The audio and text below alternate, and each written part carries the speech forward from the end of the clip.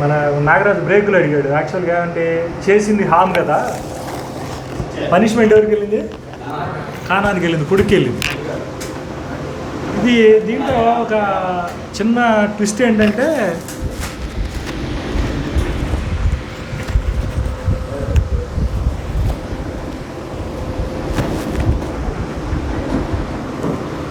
దీన్ని అర్థం చేసుకోవడానికి ఒకటే రెండు కోణాలు ఉన్నాయి.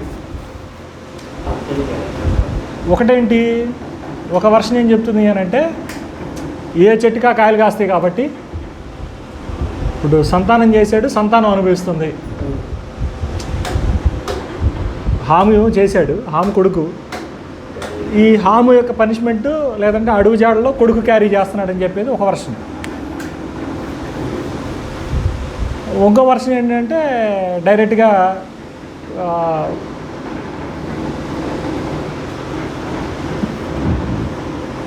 ఎట్లా చెప్తారు, కొడుకు లాంటోడే ఆడు అని ఒక వర్షన్ చెబుతారు. అది ఏ అవసరం లేదు, తీసేయాలి, సరిపోతుంది. అవి ఏం వద్దులే అసలు కాసేపటికన్నా.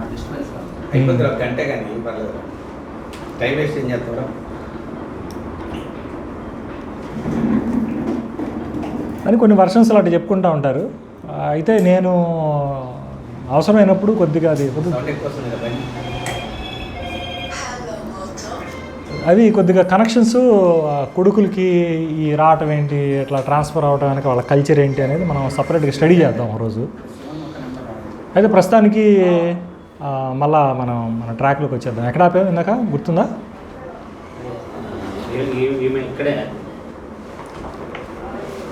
వాళ్ళు ఎట్లా వచ్చారు అనేది, వాళ్ళు ఎందుకు అట్లా ప్రవర్తించారు అనే దానికి రీజన్స్ ఇక్కడ దొరుకుతాయి మనకి. నేను చెప్పింది అర్థమైందా? వాళ్ళు ఎవరు, ఇట్లా ఎందుకు ప్రవర్తించారు అనేదానికి రీజన్ దొరుకుద్ది మనకి. అదవుతుందా? ఒకటే. తర్వాత ఇందాక ఒక ముఖ్యమైనటువంటి పాయింట్ ఒకటి చెప్పడం మర్చిపోయాను నేను. నోవాహు ఓడని నిర్మించినప్పుడు దాని యొక్క ఎగ్జిక్యూషన్ ఫార్ములాని ఏమన్నాడు అనేటువంటి దాన్ని ఒకసారి చూద్దాం. చూడండి, ఆదికాండము 6వ అధ్యాయము 22వ వచనం చూడండి.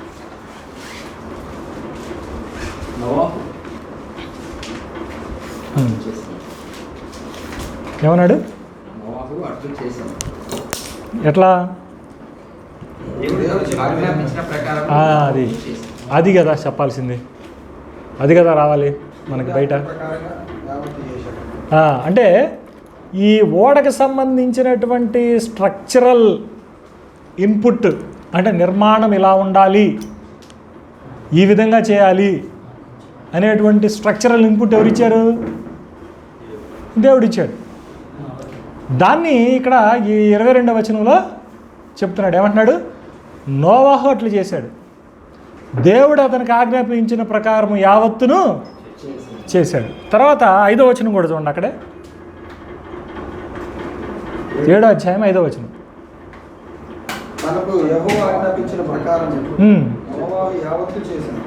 మళ్ళీ దాని గురించే మాట్లాడుతున్నాడు. ఏమని మాట్లాడుతున్నాడు?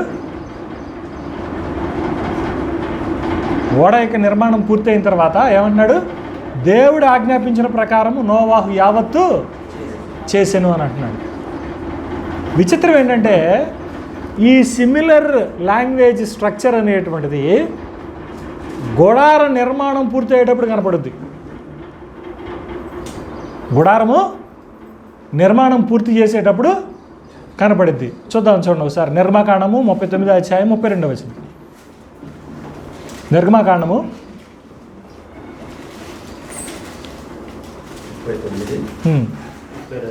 39:32. యెహోవా మోషేకు ఆజ్ఞాపించిన ప్రకారముగానే ఇశ్రాయేలు చేసిరి. ఎవరు ఆజ్ఞ ప్రకారం చేశారు? యెహోవా ఆజ్ఞాపించిన ప్రకారమే చేశారు. తర్వాత 42, 43 వచనాలు కూడా చూడండి అక్కడే. 39, 40. 39, 42, 43 వచనాలు. ఆజ్ఞాపించినట్లు యెహోవా మోషేకి ఆజ్ఞాపించినట్లుగా ఇశ్రాయేలు ఆ పని చేశారు. మోషే ఆ పని అంతయు చూచిన. చాలా అవసరం లేదు. తర్వాత 40 అధ్యాయం 16 వచనం కూడా చూడండి.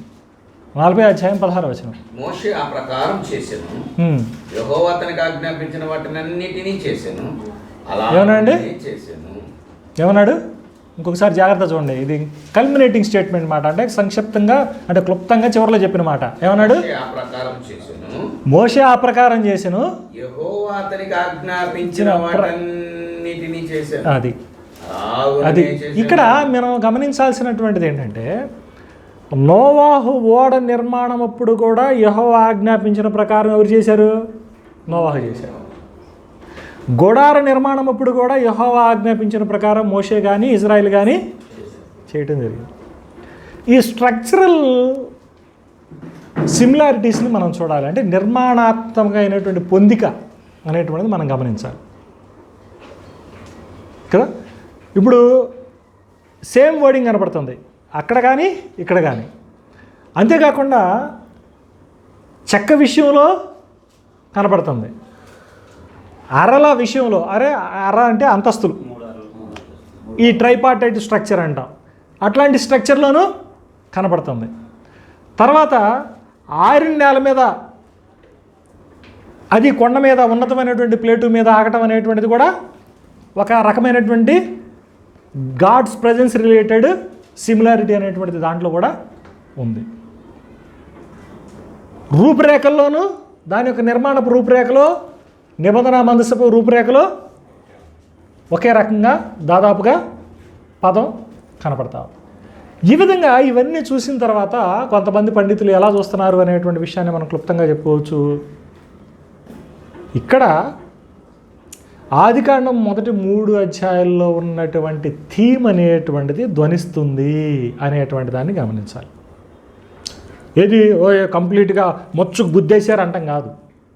బిబిలికల్ స్టోరీని మనం ఏదో నేపథ్యంతో అర్థం చేసుకునేదానికన్నా కూడా అది రాయబడినటువంటి ఆకృతిలో, అది రాయబడినటువంటి నేపథ్యంలో అర్థం చేసుకోవడంలోనే ఎక్కువ మజా, థ్రిల్ అనేటువంటిది ఉంటుంది. అంతేకాకుండా దాని యొక్క సమన్వయము, ఆ పొందిక అనేటువంటిది ఎలా పోతుంది అనేటువంటి విషయం కూడా మనకు అర్థమవుతుంది అన్నమాట. ఈ నేపథ్యంలో ఎట్లాంటి అరమరికలు లేకుండా స్టోరీ ఎట్లా ప్రోగ్రెస్ అవుతుంది అనేటువంటి దానికి మనకు చక్కని ఉదాహరణగా ఈ ఇతివృత్తాలు నిలబడతా ఉంటాయి. అదవుతుంది నేను చెప్పిన మాట, ఇది గుర్తుపెట్టుకోండి. అయితే నోవాహు జలప్రళయాన్ని మనము అంటే నెక్స్ట్ క్లాసులో ఇంకా ఇప్పుడు చెప్పుకున్నటువంటి వాటిని క్లుప్తంగా వైండప్ చేసి మాట్లాడుకుందాం. కానీ ఈరోజు కొన్ని మాటలు చెప్తాను. ఏంటంటే మనం ఏమంటున్నామంటే నోవాహు జలప్రళయం అనేటువంటిది సార్వత్రికమైనదా, స్థానికమైనదా? ఇది ప్రశ్న. మనం ఏమంటున్నాం అని అంటే నోవాహు జలప్రళయం అనేటువంటిది స్థానికమైనది తప్పించి సార్వత్రికమైనటువంటిది కాదు అని చెబుతున్నాం.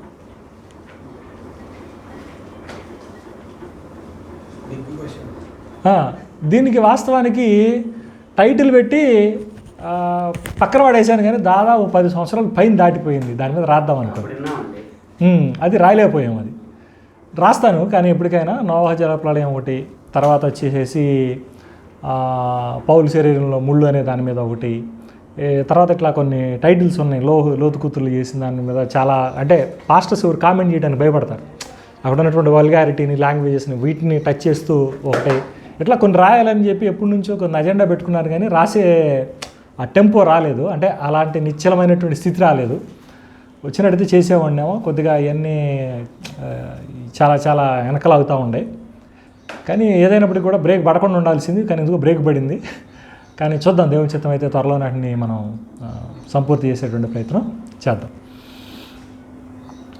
ఇక్కడ కొన్ని ఆధారాలు చూద్దాం. ఇవి ఈసారి వారంలో ఏం చేస్తానంటే సైంటిఫికల్ రీజన్స్ చెప్తాను. స్థానికం అని చెప్పడానికి సైంటిఫిక్ రీజన్స్ వచ్చే వారం చెప్తాను. కానీ ఇంటర్నల్గా మనకున్నటువంటి ఎవిడెన్స్ ఏంటి ఇది స్థానికం అని చెప్పడానికి అనేటువంటి దిశగా ఒక 5-6 పాయింట్లు చెప్తాను నేను. ఇది కొద్దిగా గుర్తుపెట్టుకోవాలి. టైటిల్ అదే కదండి, ఆ? జలప్రళయం స్థానికమా స్థానికమా సార్వత్రికమా? అది సెకండ్ కమింగ్ టచ్ చేయొచ్చాం బ్రదర్, కొంచెం తీసుకెళ్తే కొంచెం డెప్త్లోకి వెళ్తే డెప్త్లోకి వెళ్తే తీసుకెళ్ళచ్చు. దాన్ని ఈజీగా బయట తీసుకోవాలి. సెకండ్ కమింగ్ కూడా నెరవేరు అంటే పోలిక అట్టాక పని ఆ జడ్జిమెంట్ని అట్టాక చెబుతాడు, నోవాహ దినములు ఎలాగుండేనా అనేటువంటి పోలికి తీసుకొస్తారు కదా, అది టచ్ అయినప్పుడు అది చేద్దాం. మనం బయటికి దీన్ని రిలీజ్ చేస్తే జడ్జిమెంట్కి అది కూడా లింక్ చేసుకోవచ్చు. సరే, ఇప్పుడు ఒకటి చూద్దాం. చూడండి, విచిత్రం ఏంటంటే వరద ఉధృతికి వాస్తవానికి వస్తువులు చిన్న భిన్నం అవుతాయి కదా. ఇప్పుడు మనం ఏం చూసాము, దేవుని యొక్క ఆజ్ఞ ప్రకారము, దేవుడు నిర్ణయించిన దాని ప్రకారం, అంటే సూచించిన దాని ప్రకారం నోవాహు ఓడని చేశాడు. 3 డెక్కలు కలిగిందిగా, అంటే 3 అరలు కలిగిన దానిగా చేశాడు. చేసిన తర్వాత జంతుజాలాన్ని మొత్తాన్ని కూడా జీవరాశులన్నింటిని కూడా దాంట్లోకి ఎక్కించినట్టుగా, తన కుటుంబం అంతా కూడా దాంట్లోకి వెళ్ళినట్టుగా మనం చూసాం. తర్వాత 40 దినాలు ప్రచండమైనటువంటి వర్షం కురిసింది. తర్వాత ఇది ఏ రేంజ్లో వచ్చింది అనే దానికి ఏం చెప్పాడు? 20వ వచనం చూడండి, 7వ అధ్యాయం 20వ వచనం చూడండి.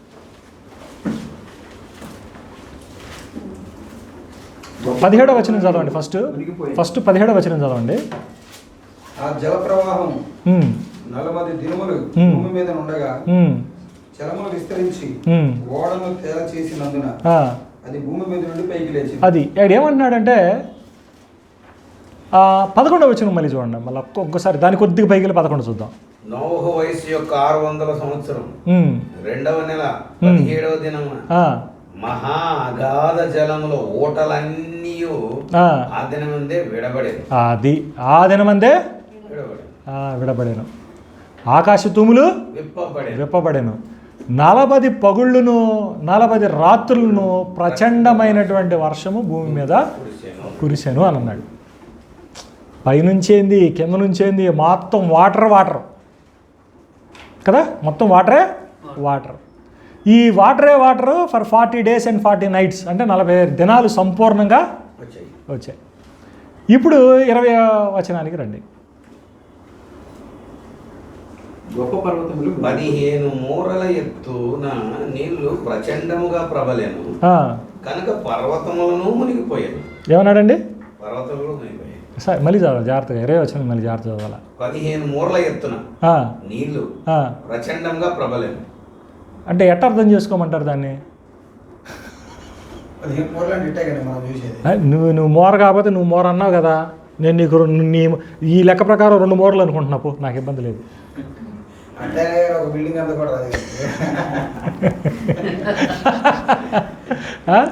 దీన్ని ఇక్కడ నేను అడిగిన ఇంకొక టెక్నికాలిటీ ఉంది, నేనేం అడుగుతున్నాను, ఇంకోసారి చదవండి. 15 మూరల ఎత్తున నీళ్లు ప్రచండంగా ప్రబలెను. నాకు కొంతమంది ఏమి తాటి చెప్పారంటే, అబ్బాయి ఏమనుకున్నావు, అది కొండల మీద 15 మూరలు అన్నాడు అని అన్నాడు ఒకడు. సరే, నాకు ఇబ్బంది లేదు. ఏమన్నాడు? కొండల మీద 15 మూరలు అని అన్నాడు. ఓకే అట్టగా అనుకుంటాను నేను, నాకు ఇబ్బంది లేదు. కొండల మీద అన్నా. తర్వాత చూద్దాం. 15 మూరల ఎత్తు నీళ్లు ప్రచండంగా పగలేను కనుక పర్వతములు మునిగిపోయాయి. ఏం పర్వతాలు? సరే, ఏదైనప్పుడు కూడా పర్వతాల మీద కనుకుంటున్నాను నేను, అక్కడ ఉన్నట్టు ఏదైనా కానీ నేను అనుకుంటున్నాను పర్వతాలు పైన 15 మూరలు మునిగింది అనుకుంటున్నాను. మరి అంత ప్రచండమైనటువంటి వాన, లేకపోతే ఏమన్నాడు పైన, ఏమన్నాడు 11వ వచనంలో, మహాగాధపు ఏమన్నాడు, మహాగాధ జలపుల ఓటలన్నీ ఆ దినమందే విడవబడిన అన్నాడు. అంత ప్రచండమైనటువంటి వాన. అది అంత ప్రచండమైనటువంటి వాన, ప్రచండమైనటువంటి నీళ్లు, వరద ఉధృతికి ఓడైతే తేలింది.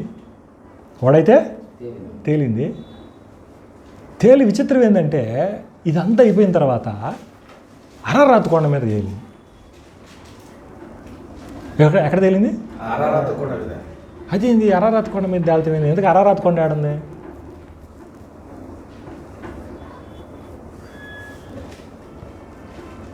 అరారాత్ కొండ ఆడుంది, ఎట్ట సాధ్యం ఇది?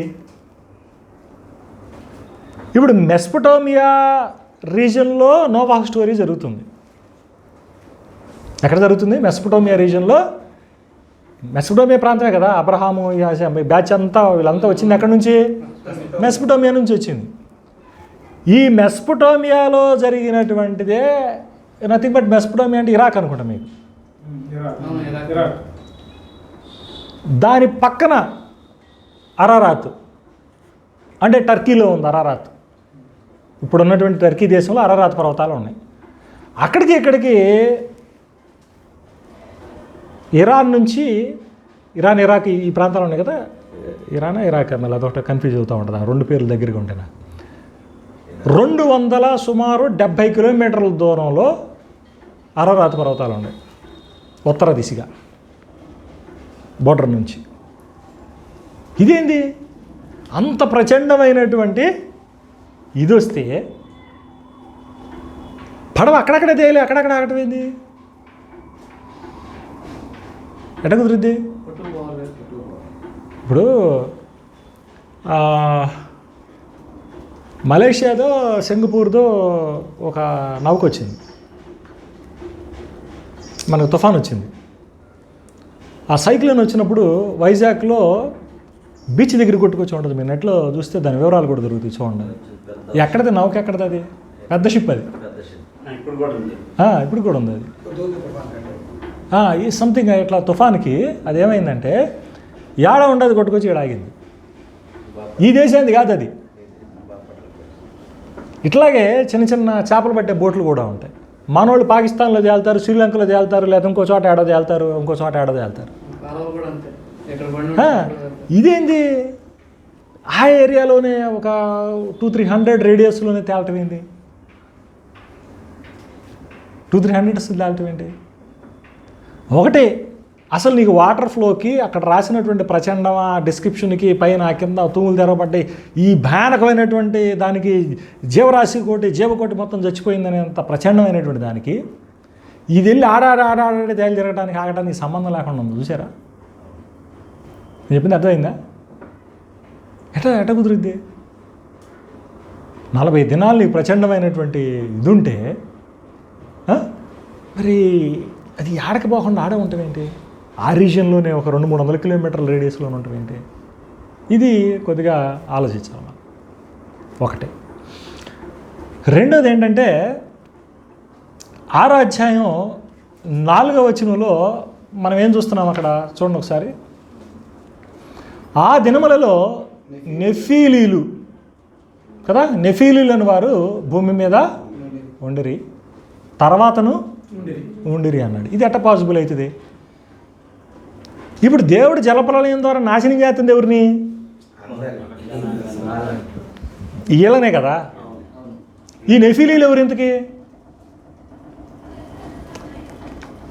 వీళ్ళని మళ్ళీ సంఖ్యాకాండంలో కూడా ప్రస్తావిస్తాడు. 13వ అధ్యాయం 33వ వచనం అనుకుంటా. చూడండి ఒకసారి సంఖ్యాకాండము.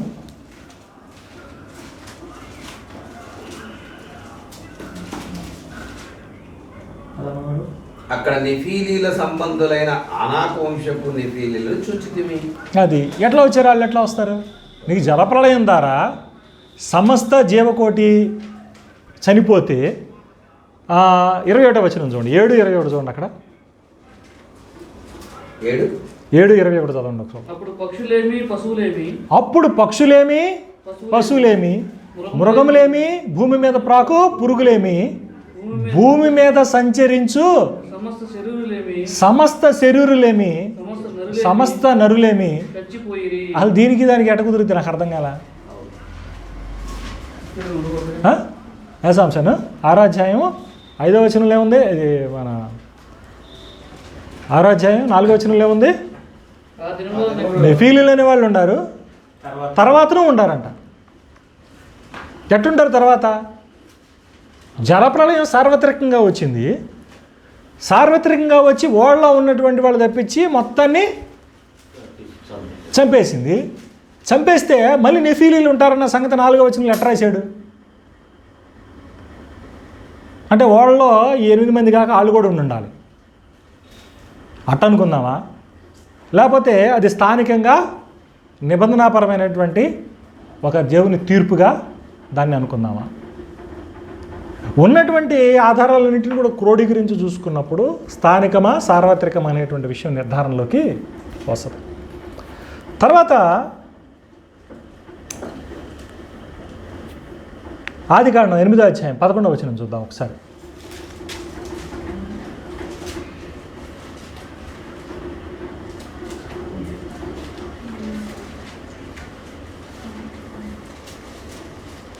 సాయంకాలమున ఇది కొద్దిగా అర్థం కావడానికి ఏంటంటే కొద్దిగా ముందు నుంచి చదవండి. నీళ్లు భూమి ఎంతటి మీద ఉన్నందున ఇప్పుడు ఎట్లా చదువుతారంటే కొద్దిగా అర్థం కావాలంటే 3వ వచనం నుంచి చూడండి. జలప్రళయం ఆగిపోయింది. ఇప్పుడు నీళ్లు భూమి మీద నుండి క్రమక్రమముగా తీసిపోవచ్చును. 150 దినములైన తర్వాత నీళ్లు తగ్గిపోగా 7వ నెల 17వ దినమున ఓడ అరారాతు కొండల మీద నిలిచాను. నీళ్లు 10వ నెల వరకు క్రమముగా తగ్గుచొచ్చాను. 10వ నెల మొదటి దినమున కొండల శిఖరములు కనబడాను. 40 దినములైన తర్వాత నోవహు తాను చేసిన ఓడ కిటికీ తీసి ఒక కాకిని వెలుపలికి పొడివిచ్చాను. అది బయటికి వెళ్ళి భూమి మీద నుండి నీళ్లు ఇంకిపో వరకు ఇటు అటు తిరుగుచుండు. మరి నీళ్లు నేల మీద నుండి తగ్గినదో లేదో చూచుటకు అతడు తన యొద్ద నుండి నల్ల పౌరం ఒకటి వెలుపలికి పోవిడిచాడు. నీళ్లు భూమి అంతటి మీద ఉన్నందున తన అరకాలు నిలుపుటకు దానికి స్థలం దొరకలేదు కనుక ఓడలోనున్న అతని యొద్దకు తిరిగి వచ్చాడు. అప్పుడు అతడు చెయ్యి చాపి దాన్ని పట్టుకొని ఓడలోనికి తీసుకొనేను. ఇప్పుడు గమనించండి. అతడు మరీ 7 దినములు ఆగి మరలా నల్ల పౌరం ఓడలోని వెలుపలికి విడిచాడు. మళ్ళీ ఏం చేశాడు? మళ్ళీ 7 దినములు సారీ ఇప్పుడు చూడండి. సాయంకాలం అది అతని యొద్దకు వచ్చినప్పుడు త్రుంచబడిన ఒలివ చెట్టు ఆకు దాని నోట నుండి. అది ఎట్ట ఉంటుంది ఆకు? ఎట్ట వచ్చింది బయట? నాకు అర్థం కాల. వాస్తవానికి మనకి శాస్త్రీయంగా కనుక మనం గమనిస్తే ఒలివ మొక్క అనేది బురదలో పెరిగే మొక్క కాదు. ఒలివ చెట్టు అనేది బురదలో పెరగదు. నీకు ఆల్మోస్ట్ 40 దినాల్లో ఇత్తనం కనుక వాటి నానిపోయింది అని అంటే 40 దినాల్లో ఒక ఇత్తనం కనుక భూమిలో నానిపోయిందంటే ఏమైంది? కుళ్ళిపోద్ది. దాని టైం ఏదైనా వేసిన తర్వాత 3-4 రోజుల్లో ఇత్తనం మొలకెత్తాల్సింది. మరి ఈ వెజిటేషన్ ఎట్ట వచ్చింది? ఎట్టా ఒలివ మొక్క భూమి మీద 40 దినాల ప్రచండమైనటువంటి దీని తర్వాత ఒలివ మొక్క ఎట్టొచ్చింది? ఒలివ మొక్క బురదలో పెరిగే మొక్క కాదు. దానికి కొద్దిగా డ్రై నేల కావాలి. ఇత్తనం వేడి నుంచి వచ్చింది. ఈ ఇత్తనం 40 దినాల దెబ్బకి పూర్తిగా క్షీణించిపోద్ది, కుళ్ళిపోద్ది. మరి ఎట్లా? ఇది కొద్దిగా ఆలోచించాల్సినటువంటి విషయం. తర్వాత వచ్చే వారం చెప్తాను. దీంట్లో సైంటిఫికల్గా ఏంటంటే మీరు 8వ అధ్యాయం మొదటి నుంచి కనుక చదువుతూ ఉంటే ఏ నెలలో ఆగింది, ఏ నెలలో పడవ అరరాతి మీద నిలిచింది, నీళ్లు ఎన్ని నెలలకి ఎట తగ్గుతూ వచ్చినాయి లెక్క రాశాడు. ఈ లెక్కను కనుక మనం గమనించినప్పుడు నాకు నెక్స్ట్ వీక్ బాగా ప్రిపేర్డ్గా చెప్తాను. ఏం జరిగింది అంటే ఈ లెక్క ప్రకారం కనుక చూసుకుంటే సైంటిఫికల్గా అంటే ఇన్ని రోజులకి ఇంత బయటపడింది అని అంటే రోజుకి ఇంత శాతం నీటి మట్టం తగ్గాలి అనే లెక్క ఉంది. రోజు ఏమవ్వాలా? ఇప్పుడు నీకు ఇన్ని నెలలకి ఇది బయటపడింది అన్నాడబ్బా, ఆల్రెడీ ఎంత పైకి మునిగిందని రాశాడు. ఇవన్నీ బ్యాలెన్స్ చేద్దామంటే సైంటిఫికల్గా కాన్ఫ్లిక్ట్ వస్తుంది. ఈ కాన్ఫ్లిక్ట్లో ఈ ఒలివ మొక్క చిగురు దొరకటం అనేటువంటిది అసంభవంగా అనిపిస్తుంది. ఏది సార్వత్రికం కనుక అయితే. స్థానికం అన్నాం అనుకో ఇబ్బంది లేదు. అర్థమవుతుంది నేను చెప్పింది? ఇది మనం గమనించాలి. తర్వాత అసలు ఇంత జలరాశి భూమి మీదకి వచ్చింది కదా, ఏమైంది? ఇంత జలరాశి భూమి మీదకి వచ్చింది కదా, మరి పర్వతాలన్నీ మునిగిపోయినాయి అన్నారు కదా. మరి ప్రపంచంలో ఎత్తైన పర్వతం ఏది? ఉదాహరణకి ఎవరెస్ట్. 29,000 అడుగులు ఉంది దాదాపు. ఎంత? 29,000 అడుగులు ఉంది. మరి 29,000 అడుగులు కదా, 29,000 అడుగులు కదా. మరి 29,000 అడుగులకి పైన మరి పర్వతాలు అన్నాడు కదా, ఎన్ని మూరలు నిండింది అంటున్నాడు ఇందాక అక్కడ? 15 మూరలు అన్నాడు. మరి ఆ వాటర్ అంతా అడగపోయింది. భూమి సాంకేతికంగా మాస్ ఉంటుంది, దానికి ఒక ద్రవ్యరాశి ఉంటుంది. మరి అది మించడానికి ఆస్కారం లేదుగా. ఎట్లా? ఆ వాటర్ అంతా అడగపోయింది. బ్యాలెన్స్ అవ్వాలి కదా. ఇప్పుడు మనకి వాటర్ శాతం, భూమి శాతం ఉంది కదా. భూమి శాతం ఎంత? 6 నెలల 20 లోపలే ఉంటుంది. 79% వాటర్, 17. ఈ 20 చేంజ్ మాత్రమే ఏముంది?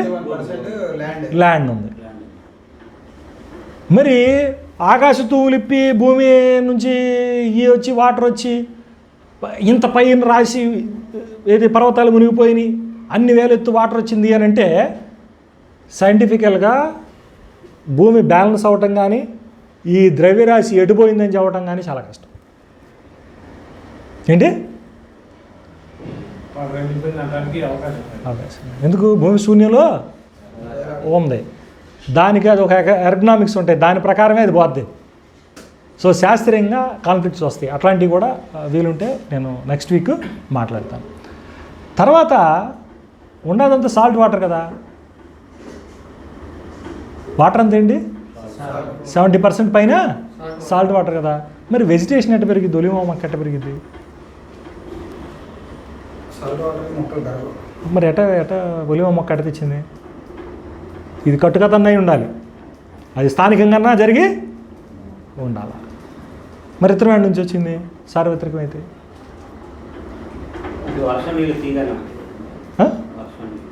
కానీ భూమి మీద ఉన్న నీళ్ళ సంగతి? సముద్రం ఉంది కదా సార్. సముద్రం 70% ఉంది. మరి ఎట్టా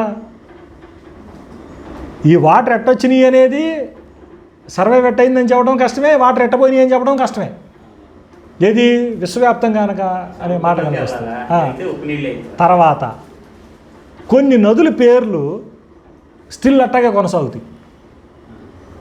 ఆదికాండంలో అప్పుడు ముందున్నటువంటి కొన్ని నదులు ఏదో చెబుతాడో ఆ నదులు తర్వాత కూడా ఎక్స్టెన్షన్ పేర్లు ప్రస్తావన వస్తూ ఉంటుంది. ఎట్టా వస్తుంది? ఇప్పుడు వాటర్తో ఫుల్ కవర్ అయిపోయిన తర్వాత, వాటర్ మొత్తం డిస్ట్రాయ్ చేసిన తర్వాత మరి ఇది ఈ నది ఆ నది అనే డిస్టింక్షన్ అటు తెలిసిద్ది? సహజమా? ఇప్పుడు వరద వచ్చింది, కొట్టుకుపోయిన తర్వాత ఇది నీ స్థలం నా స్థలం అని అటు చెబుతా? మరి ఈ నది ఆ నది పారుతుందని అటు చెబుతా? హైలీ ఇంపాసిబుల్ మాట. ఇది ఇంకొక సాంకేతికమైనటువంటి పాయింట్. ఇంకొకటి ఏంటంటే ఆదికాండం 4వ అధ్యాయం.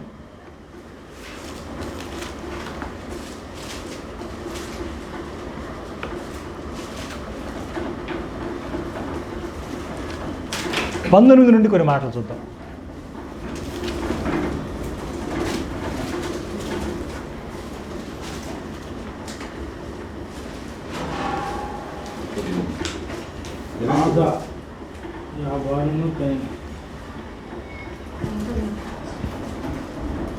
చదవాలా? 19. లెమెకు 2 స్త్రీలను పెళ్లి చేసుకోలేను.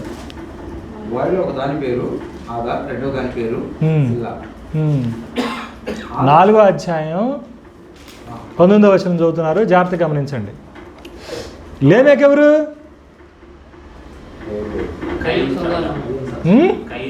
కయీను సంతానం. ఈ లేమెకు గురించి చెప్తూ ఏం చెబుతున్నాడు చూడండి. అక్కడ లేమెకు ఏం చేశాడంట? లేమెను 2 స్త్రీలను పెళ్లి చేసుకున్నాను, వారిలో ఒక దాని పేరు ఆదా, రెండో దాని పేరు సిల్లా. ఆదా వ్యాపారం కలిగిన అతడు పశువులు కలవాడై గుడారంలో నివసించువానికి మూల పురుషుడు. అతని సహోదరుని పేరు యూబాలు. ఇతడు సితారును సానికను చేయువారందరికీ మూల పురుషుడు అని అంటున్నాడు. మరియు సిల్లా అతడు పదును గల ఎత్తడి పనిముట్లను ఇనుప పనిముట్లన్నింటినీ చేయువాడు. అది ఇక్కడ గొప్ప విషయం ఏంటంటే will see a description of ancient technology. పురాతనమైనటువంటి సాంకేతిక పరిజ్ఞానం గురించినటువంటి వివరణ మనం చూస్తున్నాం ఎప్పుడు నోవాహుకి ముందు. అదే కదా. సో ఇక్కడ పాయింట్ ఏంటంటే ఇది జలప్రళయం కనుక సార్వత్రికమైతే, సార్వత్రికమైనటువంటి విధ్వంసంలో తీర్పులో మానవాళి మొత్తం తుడిచిపెట్టుకుపోతే, కేవలము నోవాహు అతని కుటుంబ సభ్యులైనటువంటి 8 మంది పరిమితమైనటువంటి జంతుజాలం కనుక బ్రతికితే, టెక్నాలజీ ఫర్దర్ ఎట్లా కంటిన్యూ అయింది, సాంకేతిక పరిజ్ఞానం దాని తర్వాత ఎట్లా ట్రాక్లోకి వచ్చింది, ఉద్భవించింది, అందిపుచ్చుకుంది, ఎట్లా వచ్చింది, ఎట్లా సాధ్యపడింది. ఎందుకంటే టెక్నాలజీకి ఒక ఇది ఉంటుంది. ఏముంటుంది? టెక్నాలజీకి ఒక ఫార్ములా ఉంటుంది. ఏంటి ఫార్ములా? మీకు ఎట్లా చెప్పాలి? మీరు సంగీత వాయిద్యాల గురించి అనుకున్నాగా, సంగీత వాయిద్యాలు అనుకున్నాం. బుర్ర ఒకటి తయారు చేస్తాడు, దాన్ని పండించేవాడు ఇంకో చోట ఉంటాడు. ఇనుము తీసేవాడు ఒకడు ఉంటాడు, దాన్ని తీగం చేసేవాడు ఇంకోడు ఉంటాడు. అర్థమవుతుందా? ఇట్లాగా పనిముట్టు ఏదైనా సరే ఒక చోట నుంచి రాదు, అది రకరకాల ప్రాంతాల నుంచి, పరిజ్ఞానం నుంచి అది వస్తుంది. ఇట్లా కనుక ఇమ్మీడియట్గా నోవాహు జలప్రళయం తర్వాత సర్వైవల్ కావాలి అని అంటే, టెక్నాలజీ డెవలప్ అవ్వాలి అని అంటే సాధ్యపడేటువంటి విషయం కాదు. సో నువ్వు టెక్నికల్గా చూసినా కానీ నీకేమొస్తుంది? సాంకేతికంగా మళ్ళీ తిరిగి ఆన్ ట్రాక్ రావడం అనేటువంటిది అసంభవం అనేటువంటి సంగతి అర్థమవుతుంది. కాబట్టి ఈ విధంగా కొన్ని సాంకేతికమైనటువంటి సంగతులు మనకు అడ్డం పడుతున్నాయి. కాబట్టి జలప్రళయం అనేటువంటిది స్థానికమా లేకపోతే సార్వత్రికమా అనేటువంటి ఆధారాలు కనుక మనం చూస్తే మనకు బోధపడేటువంటి విషయం ఏంటంటే, ఉన్నటువంటి ఇంటర్నల్ ఒక 5-6 చెప్పుకుందాం మనం. దీన్ని బట్టి కనుక చూస్తే ఇది ఎలాంటిదని తెలుస్తుంది? స్థానికం అనేటువంటి దానికే ఎక్కువ ఆస్కారం ఉంది. తర్వాత ఏం చేద్దామనంటే, నెక్స్ట్ వీక్ దీంట్లో యూనివర్సల్ లాంగ్వేజ్ వాడాడు. అంటే సర్వజనం చచ్చిపోయినట్టుగా, సర్వలోకం మునిగిపోయినట్టుగా ఇట్లాంటి యూనివర్సల్ టర్మ్స్ వాడాడు. వీటి యొక్క పరిమితి ఏంటి అనేటువంటి విషయాన్ని, సాంకేతిక లోపాలని మనం చూసి దీన్ని తీర్మానంగా క్లుప్తంగా ఏం తెలుసుకుందామంటే, నిబంధనాపరమైనటువంటి దేవుని తీర్పు అనేటువంటి విషయాన్ని చూద్దాం. అంటే ఏం చూద్దాము? దేవుని తీర్పు. ఇది ఒక పర్టికులర్ గ్రూప్ ఆఫ్ పీపుల్ మీదకి, ఒక పర్టికులర్ లొకేషన్ మీద వచ్చిందిగా అల్టిమేట్గా మనకు తెలియదు. అర్థమవుతుందా? ఇది ఈ నేరేటివ్ అంతా మీద సదవగాహన అనేటువంటిది మనకి కొత్త నిబంధనలో ఉన్నటువంటి తీర్పులను అర్థం చేసుకోవడానికి కూడా దోహదపడుతుంది. ఏంటండి? కొత్త నిబంధనలో ఉదాహరణకి ప్రభు అయినటువంటి యేసుక్రీస్తు వారి యొక్క రాకడ గురించి మాట్లాడేటప్పుడు ఏమంటాడండి? మత్తయ్య గారు ఏమంటాడు? నోవహు దినములలో ఎలాగుండెను అలాగుండిద్ది అంటాడు. దాని నుంచి అర్థం చేసుకోవడానికి 2 కోణాలు ఉంటాయి అక్కడ, అంటే 2 పాయింట్స్ ఉంటాయి. ఆ రెండింటిని కూడా మనం వీలుంటే వచ్చే వారం ఉన్నప్పుడు so it's a localise judgement having a universal consequences. ప్రభు రాకడ గురించి చెప్పేటప్పుడు మనం చెప్పే మాట ఏంటంటే, ఏంటది? It is a local judgement having a universal consequences, అంటే సార్వత్రికమైనటువంటి పరిణామాలు కలిగినటువంటి స్థానిక ఘటన. కొంతమంది అంటారు అటెట్టా నాకు అర్థం కాల, రెండో రాకడ అనేది యెరూషలేములో జరిగితే ఇది అట్ట ఇద్ది అని మాట్లాడుతూ ఉంటాను. నేను అడుగుతాను, మరి నువ్వు యేసుప్రభు వారి బలియాగాన్ని ఏమైనా ఎక్స్ప్లెయిన్ చేస్తా? సర్వమానవాళి కోసం. మరి ఆడో ఇజ్రాయిల్ దేశంలో నేను మీ మెసైనరా అంటే కాదు పో అని చంపితే అది సార్వత్రికమైనటువంటి ఘటనట్టుగా మారింది. అది జరిగింది స్థానికంగా కదా, అది యెరూషలేములో యూదయలో జరిగినటువంటిది. మరి దాని బెనిఫిట్ నాకంటే వచ్చింది ఏడదాకా? ఇది వస్తే బెనిఫిట్ అదెందుకు రాదు? అర్థమైందా? లాజిక్ అర్థమైందా? అది కూడా అక్కడ జరిగిందే, లోకలైజ్డ్ ఈవెంటే, but it has a universal consequences, అంటే సార్వత్రికమైనటువంటి పరిణామాలను కలిగి ఉంటాయి. అర్థమవుతుందా? నేను చెప్పిన మాట అర్థమవుతుందా? ఇది గుర్తుపెట్టుకోండి, ఇది ఆలోచించండి చక్కగా. మీకు ఐగుప్తు నుంచి వచ్చినప్పుడు మోషే గారు చెప్పింది వినకుండా తిరుగుబాటు చేసినప్పుడు దేవుడు మోషేతో చెప్తాడు, వాళ్ళందరూ చంపేసి నేను డెవలప్ చేయాలి, మళ్ళీ నేను చేస్తానని చెప్పేసి అంటాడు కదా. అది లోకలైజ్గా మాట్లాడిన మాట కదా, వాళ్ళ గురించి. అంతే మరి. అట్లా మన ఐగుప్తు నుంచి వచ్చి ఇట్లా దేవుడు చంపేశారు అని వచ్చింది క్షమించమని అడుగుతారు కదా. అవును. సో ఆ సందర్భం కూడా లోకలైజ్గా వాళ్ళ గురించి మాట్లాడారు. అంతే మరి. అది కానీ దాన్ని కూడా మామూలుగా ఇప్పుడు ఈ నోవాహు గురించిన సందర్భం గురించి చెప్పినప్పుడు దాన్ని కూడా అలాగే తీసుకుంటారు, లోకలైజ్డే అని ఆ సంఘటన కూడా చెప్తుంది. అవును, మనం అనేది కూడా ఇప్పుడు లోకలైజ్డ్ ఈవెంట్ అనే కదా అంటాం. ఇక దానికి ఏంటంటే మీకున్న నాలెడ్జ్ని బట్టి మీరు ఏమైనా కనెక్ట్ చేసుకుంటే పోవటమే కానీ, బట్ ఇదేంటంటే చూడాల్సిన స్టోరీ విధానం ఏంటంటే భౌగోళికంగా నిర్దిష్టమైనటువంటి ప్రాంతంలో నిర్దిష్టమైనటువంటి ప్రజల మధ్య జరిగినటువంటి ఘటన ఇది. అర్థమవుతుందా? ఇది మనం చూడాలి. మీరు ఆల్రెడీ కొద్దిగా ప్రస్తావించారు కాబట్టి ఇంకొక మాట కూడా చెబుతాను. లోకాసు వార్త 2వ అధ్యాయం చూడండి ఒకసారి. 2వ అధ్యాయం చూడండి.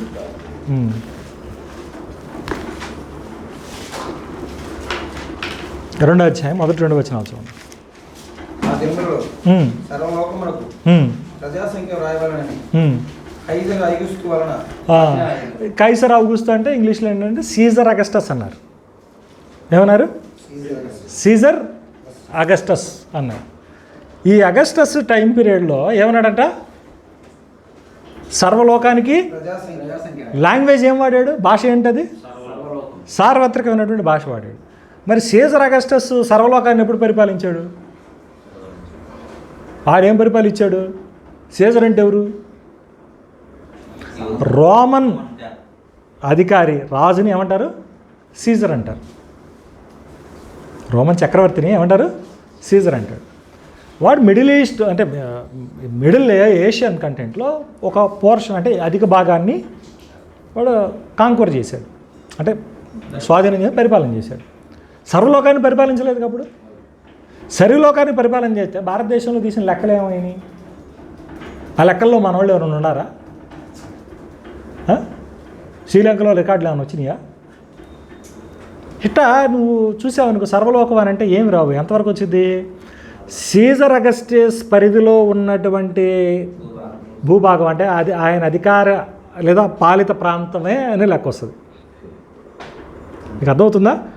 కానీ మెజారిటీ డామినెన్స్ ఉంది. అంటే మిగిలినతో పోల్చుకుంటే హై సింహభాగం కాబట్టి వాడికి ఉన్నటువంటి పవర్ని బట్టి కానీ, వాళ్ళకు ఉన్నటువంటి ఎక్స్పాన్షన్ బట్టి కానీ, అంటే విస్తరణ బట్టి కానీ, అప్పుడు ఉన్నటువంటి దాన్ని బట్టి ఏం వాడారు? సర్వలోకం అనేటువంటి పదాన్ని వాడారు. మళ్ళీ తర్వాత ఇంకొకటి చూద్దాం చూడండి. అపోస్తుల కార్యం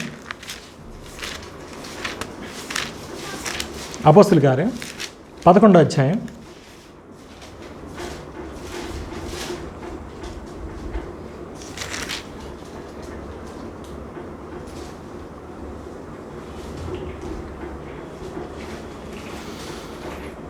27-28 వచనాలు చూడండి. 11వ అధ్యాయం 27-28 వచనాలు చూడండి. ఆ దినములయందు ప్రవక్తలు యెరూషలేము నుండి అంతియోకియాకు వచ్చి వారిలో అగబు అని ఒకడు నిలవబడి భూలోకమందంతటా ఏమన్నాడండి? భూలోకమందంతటా కూడా గొప్ప కరువు రాబోతుంది అని సూచించాడు. ఆత్మ ద్వారా సూచించాడు. బాగానే ఉంది, అంతవరకు బాగానే ఉంది. మరి అప్పుడు మనకు కూడా వచ్చిందా? దాని కంటిన్యూషన్ చదవండి, ఏమంటున్నాడు చూడండి. అది క్లౌదియా చక్రవర్తి కాలమందు సంభవించింది. అది క్లౌడియస్ సీజర్ అనేటువంటి వాడి టైం పీరియడ్లో అది జరిగింది. అంటే అది కూడా ఏంది, క్లౌడియస్ సీజర్ ఆడు కూడా ఎవడు? రోమన్ చక్రవర్తి. వాళ్ళ చక్రవర్తులు సీజర్ అంటారు. వాటి టైం పీరియడ్లో జరిగింది. తర్వాత చూడండి ఏమంటున్నాడు చూడండి. ఇప్పుడు శిష్యులలో ప్రతి వాడును తన శక్తి కొలది యూరియాలో కాపురమున్న సహోదరులకు సహాయం పంపుటకు నిశ్చయించుకున్నాడు. అరే కరువు భూలోకమంతా వస్తే ఇళ్ళు తీసుకెళ్ళి వాళ్ళకి ఇచ్చేది, నాకు అర్థం కాలేదు. ఈలగాడి నుంచి వచ్చింది ఆలుగడ్డ ఇచ్చారు వీళ్ళు, ఆయన ఆలకెందుకు ఇచ్చారు వీళ్ళు? మీకు అర్థమవుతుందా లాంగ్వేజ్ ఎట్లా వాడుకొచ్చారు, ఎట్లా అర్థం చేసుకోవాలి అనేది? సో ఇవన్నీ ఇట్లాంటివి చాలా ఉంటాయి. వచ్చే వారం కొద్దిగా టైం కావాలంటే టైం స్పెండ్ చేద్దాం. సో ఈ సార్వత్రికమైనటువంటి భాషని తీసుకొని చాలామంది ఏం చేస్తారు అంటే నోహ జలప్రలయం అనేటువంటిది విశ్వవ్యాప్తంగా వచ్చిందని చెప్తారు. అది విశ్వవ్యాప్తంగా వచ్చిందైతే సాంకేతికంగా చాలా వాటికి సమాధానాలు చెప్పాల్సినటువంటి అవసరం ఉంటుంది. దాంట్లో ఆల్రెడీ మనం కొన్ని ప్రస్తావన చేసాం. కాబట్టి మరి ఎలా అర్థం చేసుకోవాలి అని అంటే ఇది స్థానికంగా జరిగినటువంటి ఘటన, మెసపటోమియాలో జరిగినటువంటి ఘటన. అర్థమవుతుందా? ఇప్పుడు ఫాజిల్స్ దగ్గర కూడా భూమి మొత్తం కూడా వీటి ద్వారా ఇదైపోతే మరి భూమి పొరల యొక్క అరమరికల్లో కూడా ఏముండాలా? ఒక ఏకాభిప్రాయం లోకమందరికీ ఏర్పడాలి. కానీ ఎందుకని మరి డిఫరెంట్ లేయర్స్ మరి బయటపడతానే ఉన్నాయి? యునానిమిటీగా ఒక్క ఫాసిల్ ఎందుకు కనపడతలేదు మనకి? ఇది కూడా మనం ఆలోచించాలి. కాబట్టి ఇట్లా ఆలోచిస్తే మనం ఫస్ట్ అర్థం చేసుకోవాల్సింది ఏంటంటే బైబిల్ అనేటువంటిది ఏంటంటే it is a book of covenants. మన దేవుడు కూడా ఎలాంటి వాడు? నిబంధన దేవుడు. పుస్తకం కూడా ఏంటిది? కొత్త నిబంధన, పాత నిబంధన. Is a God of covenants. It is a book of covenants. నిబంధనల పుస్తకం, నిబంధనల దేవుడు. ఎవరితో చేశాడు? ఎందుకే అందరితో చేశాడా? No, he dealt with a particular people living at a particular place. మెసపటోమియాలో నివసిస్తున్నటువంటి ఒక నిర్దిష్టమైనటువంటి భాష మాట్లాడేటువంటి నిర్దిష్టమైనటువంటి ప్రజానికానికి లేదా సంతానానికి ఆయన ఒడంబడిక లేదా నిబంధన చేసుకున్నాడు.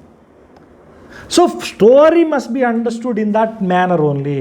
ఆ పరిజ్ఞానంతోనే మనం కథనంతా కూడా అర్థం చేసుకోవాలి. ఇట్లా అర్థం చేసుకుని ముందుకెళ్ళినప్పుడు మనకి విషయం తెలుస్తుంది అన్నమాట. ఓకేనా? అర్థమవుతుందా? అట్లా తెలుసుకుంటేనే వాస్తవం బయటపడుతుంది. ఇది గుర్తుపెట్టుకోండి. మనం నెక్స్ట్ వీక్ కొన్ని ఇతర డీటెయిల్స్ మనం చూద్దాం. చూసి మనం ఏంటి రఫ్గా కొన్ని డీటెయిల్స్ చెప్పాం. అంటే నోవాహు ఓడని ఎలా చూస్తున్నారు, ఆ సింబాలిజమ్స్, ఆదికాండంలో ఉన్నటువంటి సింబాలిజం ఎట్లాగా ప్రతిధ్వనిస్తుంది కదా అని మనం చాలా సామ్య రూపకమైనటువంటి పదజాలాలని మనం విశ్లేషిస్తూ వచ్చాం. వచ్చే వారం దీన్ని మనం వీలుంటే వైండప్ చేసుకుందాం, లేదంటే అవసరమైతే ఇంకొక ఎపిసోడ్ కూడా తీసుకుందాం. చాలా విషయాలు మనం ఒకటని కాకుండా చాలా విషయాలు కనెక్షన్స్ని మనం చూసుకుంటూ పోయాం కదా. వీలుంటే మనం ఇంకా చాలా చూద్దాం, వచ్చే వారం ఇంకా చూద్దాం కదా. మరి రివర్స్ ఎట్టబోయాయి అబ్బా? రివర్స్ ఎప్పుడైనా ఆలోచించారా? రివర్స్ కదా, మొత్తం భూలోకం అంతా వరదలు వస్తే వాటర్తో నిండిపోతే మళ్ళీ సేమ్ రివర్స్ ఎట్లా వస్తాయి కదా. మళ్ళీ తర్వాత ఈ ఆర్క్తో మనం ఇంకా కొన్ని విషయాలు మాట్లాడాలా. అది వచ్చేవారం మాట్లాడదాం అనుకున్నాం కాబట్టి చెప్పలేదు. మరి జంతుజాలం ఇప్పుడు ఎక్కువ ఉండే అంటారా, అప్పుడు ఎక్కువ ఉండే అంటారా?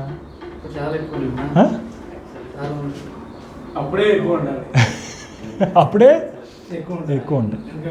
మరి అన్ని రకాల స్పీసీస్ని అక్కడ ఉన్నటువంటి ఓడ కొలతల ప్రకారం నిర్మాణం చేసి వాటన్నింటినీ ఎక్కించాలి అంటే జరిగే పని కాదు. తర్వాత ఇప్పుడు 40 దినాలు ప్రచండమైంది అన్నాడు కదా, మళ్ళీ ఆరిపోవడానికి కూడా టైం పట్టిందిగా. అంటే అన్ని నెలల పాటు లోపలే ఉన్నారుగా. వాళ్ళ ఫుడ్డును శానిటరీ ప్రాబ్లమ్స్ సంగతి ఏం చూద్దాం. ఏనుగుందండి గేదెలు ఉంటేనే ఏనుగు ఏం చేసిద్ది? నెలకు సరిపడు కాదు, ఆ రోజుకి ఎన్ని టన్నులు తినిద్ది అది, టన్నుల్లో తింటుంది అది. మరి ఆ ఏరుగుతూ ఉంటాయి, మరి ఆటి పరిస్థితి ఏంది?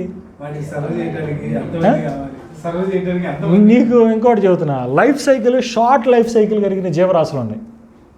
Short life cycle. చీమ ఎన్ని రోజులు బతుకుద్ది చూడండి, గూగుల్ చేయండి. షార్ట్ లైఫ్ స్పాన్ ఉంటుంది వాటికి. ఇట్లా షార్ట్ లైఫ్ స్పాన్ ఉన్నాయి, మరి ఎట్లా సర్వైవ్ అవుతాయి? సో నీకు శానిటరీ, మరి వీళ్ళు 8 మంది కలిసి అంతమంది వాటికి ఎట సేవ చేస్తారు? ఒక ఏనుగుకి గడ్డి వేయటం అంటేనే సరిపోద్ది వాళ్ళకి. ఆ ఏరు కింద తొడవటానికి ఓడవటానికే సరిపోద్ది వాళ్ళకి. ఎట్లా అంత పాపులేషన్ సస్టైనెన్స్ ఎట్లా జరుగుద్ది? అర్థమవుతుందా? సో ఇక్కడ ఆలోచించాల్సింది ఏంటంటే, ఈ నోవాహు స్టోరీలో అట్లా చేయటం వెనుక it has a greater meaning అనేటువంటిది ఉంది, గొప్ప అర్థం అనేటువంటిది ఉంది అనేటువంటి విషయాన్ని మనం చూడాలి. అర్థమవుతుందా? ఇది కొద్దిగా ఆలోచించండి. వచ్చే వారం మనం ఇంకొన్ని వివరాలతో వైండప్ చేసుకుందాం. ఓకేనా? ఇప్పటి వరకు వాక్యం అనిపిస్తుంది.